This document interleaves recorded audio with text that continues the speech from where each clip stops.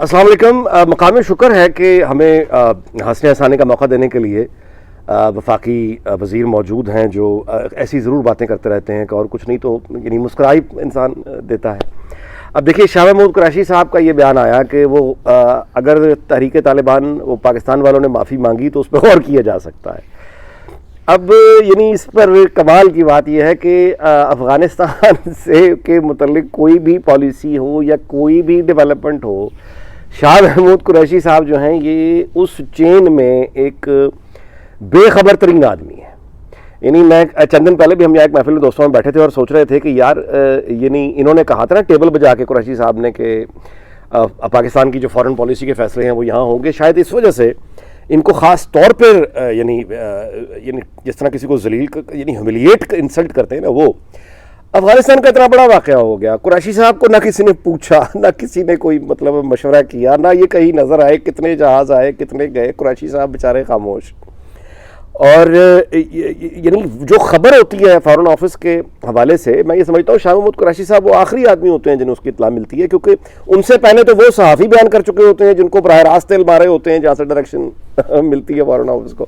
اور پھر اس کے بعد ان صحافیوں کو پہلے پتا ہوتا ہے جو فارن آفس میں سالہ سال سے کام کر رہے ہیں. یعنی ان کو پالیسی کے بارے میں زیادہ علم ہوتا ہے اس سے پہلے کہ شاہ محمود قریشی صاحب کو پتا چلے کہ پاکستان کی آفیشیل پوزیشن کیا ہے. اور وہ یہ فرما رہے ہیں بھائی تم سے کسی نے معافی مانگی ہے؟ یعنی قریشی صاحب سے بندہ پوچھے کہ تحریک طالبان والوں نے آپ سے معافی مانگی ہے جو آپ کہہ رہے ہیں کہ ہم غور کریں گے. اور انہوں نے معافی اگر انہوں نے مانگنی ہوگی تو بھائی وہ آپ سے کیوں مانگیں گے؟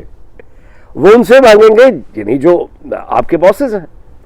یعنی کس کیپیسٹی میں آپ اس طرح کی بڑی بڑی باتیں کر کے بلا وجہ جوتے کھاتے ہیں؟ ظاہر ہے کہ اب اس سے ایک ریئیکشن لوگوں کا یہ ہے کہ اے پی ایس میں یہ جو نہایت بھیانک جو واقعہ ہوا، اگر یہ ایچ ایس ایل میں اللہ نہ کرے اس طرح کی بات، لیکن اگر یہ ایچ ایس ایل میں ہوا ہوتا تب بھی اپنے باس کو دیکھتے ہوئے قریشی صاحب اس طرح کے بیان دیتے. یعنی وہ تمام والدین جن کے ساتھ یہ ہوا ہے، اچھا وہ والدین اب کل 7 جو ہیں یعنی وزیرستان میں 7 ہمارے لوگ پاکستان آرمی کے شہید ہوئے اور 5 وہ لوگ ہیں جن کے بارے میں بتایا گیا کہ وہ دہشت گرد تھے. کل کی بات ہے اور قریشی صاحب کہہ رہے ہیں ہم آپ کو تم سے کو یعنی کمال ہو گیا. تحریک طالبان والے آپ سے معافی مانگیں گے؟ ان کی کبھی آپ نے گفتگو سنی ہے؟ ان کا اعتماد آپ نے دیکھا ہے؟ وہ بھائی اگر انہیں ڈالر چاہیے، چلے مثال کرتے ہیں، ایک تو یہ کہ تحریک طالبان ہو یا وہاں کے طالبان ہو، ایک چیز تو طے ہے کہ انہوں نے ان کے تو ذہن میں یہ ہے کہ ہم نے سپر پاورز کو بگا دیا ہے. پاکستان کیا بیچتا ہے؟ یعنی تحریک طالبان جو اینٹی پاکستان فورسز ہیں وہ تو یہی آرگومنٹ لے کے کھڑے ہیں نا کہ پاکستان کیا بیچتا ہے. آپ اس وقت جو یہ ساری دنیا کے سامنے کہہ رہے ہیں کہ معافی کرنے پہ غور کر سکتے ہیں، تو یہ تو بیسیکلی جس دن آپ کے ساتھ یعنی لوگ جو ہیں وہ جامع شہادت نوش کر رہے ہیں اسی دن آپ انہیں کہہ رہے ہیں کہ معافی دینے پہ غور کر سکتے ہیں. اس کا مطلب آپ ان کے نیچے لگے ہوئے ہیں، ان سے خوف زدہ ہیں، ان سے ریلیف لینے کی کوشش کر رہے ہیں. اس طرح ریلیف نہیں ملا کرتے قریشی صاحب. اور اس سے اگلی بات میں آپ کو ایک قصہ سنا دوں لندن کی شمیمہ بیگم کا. شمیمہ بیگم ایسٹ لندن بیتھنل گرین ایک علاقہ ہے، وہاں کی رہائشی، اسکول جاتی ہوئی لڑکی، بچی. اور وہی جو بنگلہ دیش اوریجن، اور وہ جو ہوتا ہے ہمارے ساتھ کہ وہ یعنی یہ ہمارا ایک ٹریڈیشن ہے، یہ ہم نے پاکستان میں رہنا ہو، بنگلہ دیش میں رہنا ہو تو ہم وہاں پہ گالیاں نکالتے ہیں اپنے ملکوں کو، اور اگر یہاں قدرت آنے کا چانس دیتے تو یہاں بیٹھ کے یہاں پہ گالیاں نکالتے ہیں لوگوں کو. خوش ہم نے کہیں بھی نہیں رہنا. اس ماحول کا یعنی جب آپ بچوں کے ساتھ یعنی آپ رہنا یہاں ہے اور دن رات اپنے بچوں کے سامنے آپ نے برا بھلا کہنا ہے مغرب کو، برا بھلا کہنا ہے مغرب کی ثقافت کو، اور کہنا ہے کہ یہ تو کافر ہیں، جہنمی ہیں. بچہ معصوم ہوتا ہے، کلین سلیٹ ہے، سادہ ہے، ماں باپ اس کے لیے ایک طرح کا اولیاء کا درجہ رکھتے ہیں. بچہ ہے نا، معصوم ہے.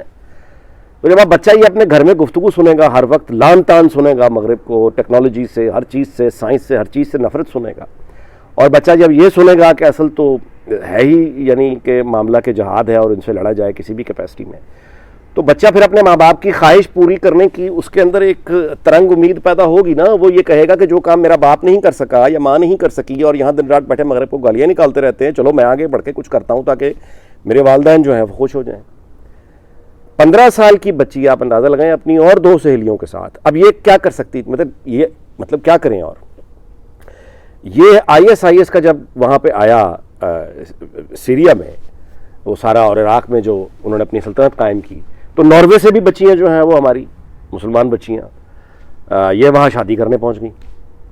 یہاں کی لڑکیاں بھی یہ مجاہدوں سے شادی کرنے پہنچ گئیں کہ ہمارا جو ہے وہ کام یہ ہوگا کہ اگر ہم نہیں لڑ سکتے میدان جنگ میں تو وہ جو مجاہد ہیں مجاہدوں سے شادیاں کی جائیں تاکہ ان کی اولاد بڑھائی جائے, تاکہ اس جہاد میں وہ اپنا حصہ یہ ڈال رہی ہیں. ٹھیک ہے, 15 سال کی وہ بچی, کیا عمر ہے, وہ چلی گئی. اب اس کے بعد اس بچی کی شادی جو ہے وہ ڈنمارک سے کسی گئے ہوئے مجاہد سے کروا دی گئی. 5 سال سے وہ وہاں ہے, 3 اس کے بچے ہو کے مطلب ہے فوت ہو چکے ہیں, مر چکے ہیں. اب وہ اپیلیں کر رہی ہے, 3 سال ہو گئے ہیں وہ سیرین ایک ریفیوج کیمپ میں پڑی ہوئی, منت کر رہی ہے, رو رہی ہے کہ اسے واپس آنے دیا جائے. یہاں کے آبویسلی جو ہوم منسٹر تھے ساجد پرویز, انہوں نے اس کی نیشنلٹی ریووک کر دی ہے.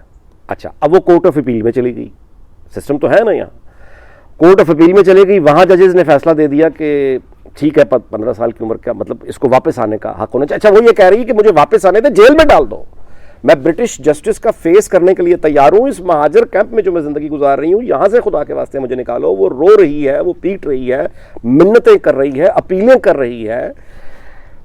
یعنی آپ یوٹیوب پہ دیکھ لیجئے, اس کی اپنے انٹرویوز دیکھ لیجئے کیا ہے. اچھا, لیکن وہ کورٹ آف اپیلز نے جو ہے وہ کہہ دیا کہ ٹھیک ہے وہ آ سکتی ہے. لیکن سپریم کورٹ نے, گورنمنٹ جو ہے یہاں کی وہ سپریم کورٹ چلے گئی, اور اس وقت ویسے بھی جو یہاں کے وزیر داخلہ ہیں وہ انڈین اوریجن ہے.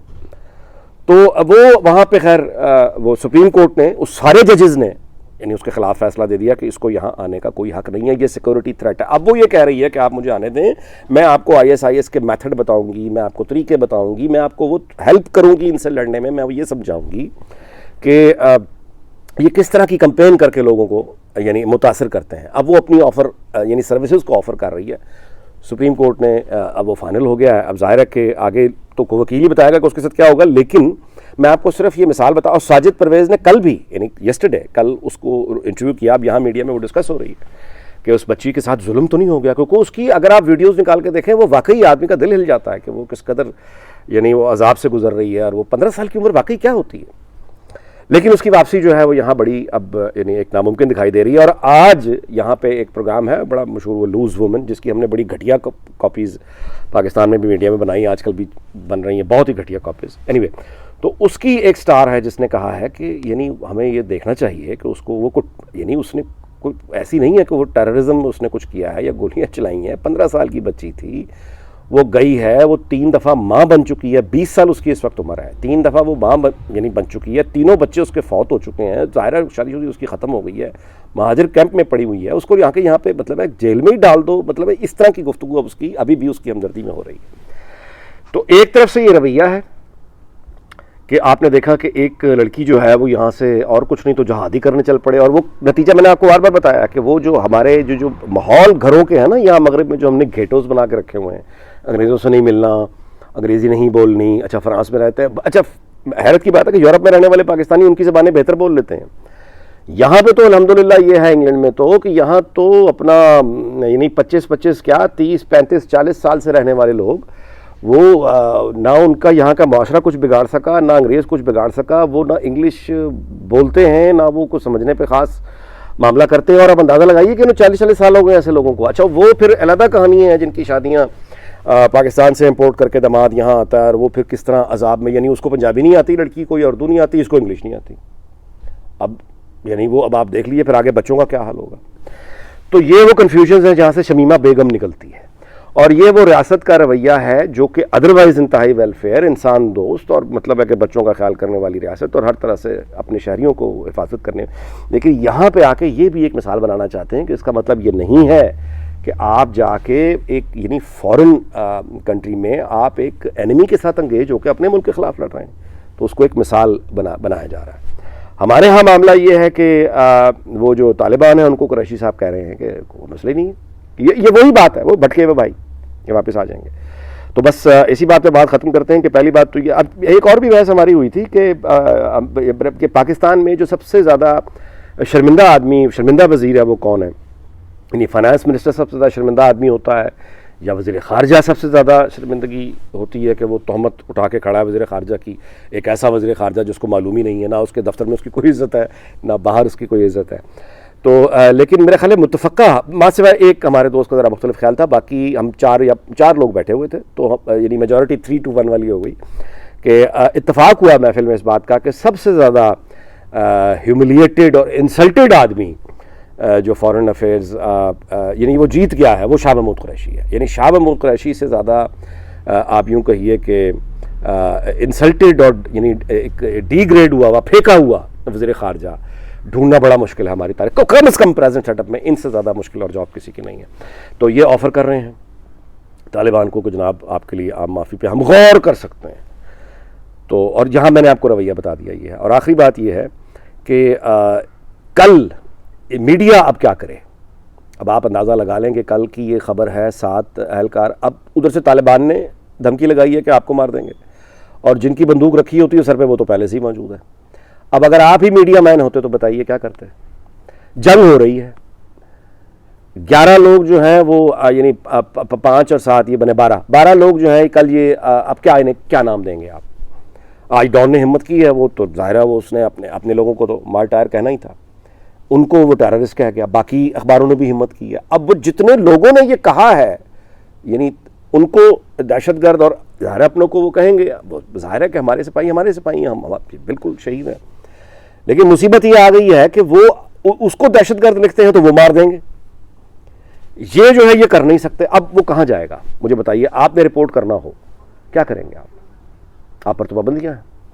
ان کو یہ کہیں گے تو مرتے ہیں، ان کو یہ کہیں گے تو مریں گے. نتیجہ یہ ہے کہ اس بات پر گفتگو نہیں ہوگی، اس مسئلے کی طرف کوئی نہیں آئے گا. بس ایک سرد یعنی ایک وہ خبر، اور اس کے بعد پھر آگے نکلنے ہر بندہ اپنی جان چھڑائے گا. تو یہ ہیں وہ سارے کے سارے معاملات. ہم مزید پیچیدگیوں میں پھنستے چلے جا رہے ہیں. اور اگین میں بار بار یہ کہتا رہتا ہوں، دوستوں نے صحیح مجھے توجہ دلائی کہ میں بار بار کہتا ہوں آخری بات یہ، پھر شروع ہو جاتا ہوں. تو میں نے پہلے بھی کہہ دیا آخری بات، دوبارہ کہہ رہا ہوں آخری بات.